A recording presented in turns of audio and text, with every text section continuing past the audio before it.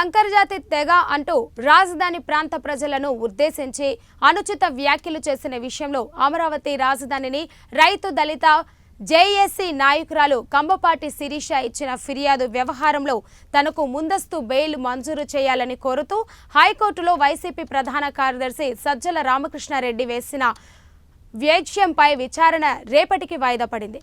ఈ పిటిషన్ నిన్న విచారణ కాగా సజ్జల తరపు న్యాయవాది దుష్యంత్ రెడ్డి వాదనలు వినిపించారు. ఇదే వ్యవహారంపై శాసనసభ డిప్యూటీ స్పీకర్ రఘురామకృష్ణరాజు రాష్ట్ర డీజీపీకి ఫిర్యాదు చేశారని, దాని ఆధారంగా ఎలాంటి తొందరపాటు చర్యలు తీసుకోవద్దని కోర్టు మధ్యంతర ఉత్తర్వులు ఇచ్చిందని గుర్తు చేశారు.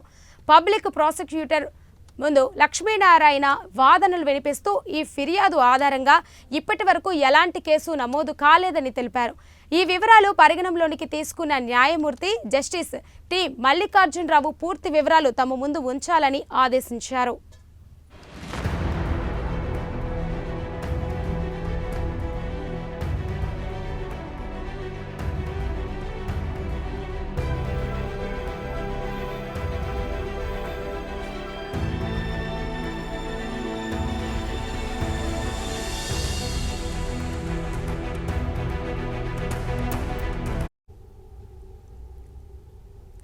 సంకరజాతి తెగ అంటూ రాజధాని ప్రాంత ప్రజలను ఉద్దేశించి అనుచిత వ్యాఖ్యలు చేసిన విషయంలో అమరావతి రాజధాని రైతు దళిత జేఏసీ నాయకురాలు కంబపాటి శిరీష ఇచ్చిన ఫిర్యాదు వ్యవహారంలో తనకు ముందస్తు బెయిల్ మంజూరు చేయాలని కోరుతూ హైకోర్టులో వైసీపీ ప్రధాన కార్యదర్శి సజ్జల రామకృష్ణారెడ్డి వేసిన వ్యాజ్యంపై విచారణ రేపటికి వాయిదా పడింది.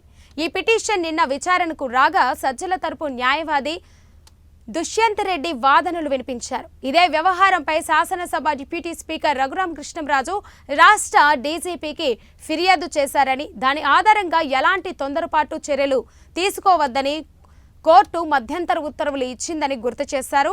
పబ్లిక్ ప్రాసిక్యూటర్ ముందు లక్ష్మీనారాయణ వాదనలు వినిపిస్తూ ఈ ఫిర్యాదు ఆధారంగా ఇప్పటి వరకు ఎలాంటి కేసు నమోదు కాలేదని తెలిపారు. ఈ వివరాలు పరిగణనలోనికి తీసుకున్న న్యాయమూర్తి జస్టిస్ టి మల్లికార్జునరావు పూర్తి వివరాలు తమ ముందు ఉంచాలని ఆదేశించారు.